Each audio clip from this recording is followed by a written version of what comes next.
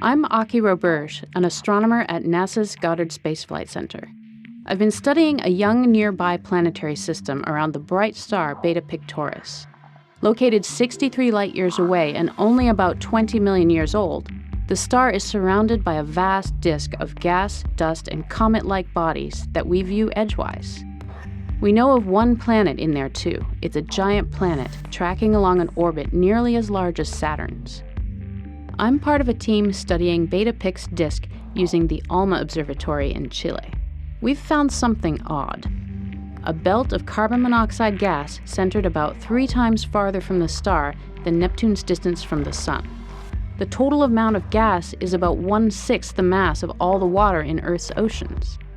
What's interesting is that incoming ultraviolet light should break up the carbon monoxide molecules in little more than a century on average. This means that the carbon monoxide must be resupplied by the breakup of icy comets.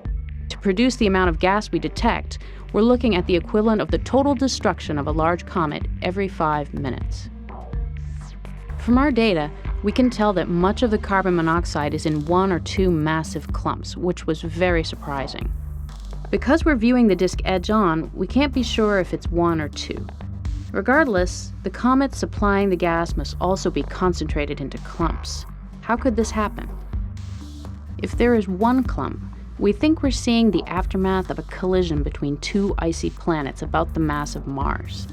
Such a collision would have occurred about 500,000 years ago, releasing large quantities of gas and small comet-like fragments.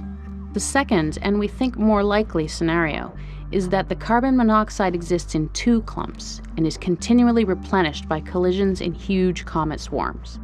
We believe the comets are shepherded together by an as-yet undetected second planet, whose gravity confines the comets into a small region so they frequently collide. A planet with roughly Saturn's mass could do the job.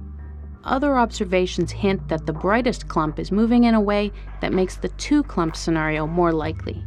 Further observations will track it in better detail and help us confirm this dramatic picture.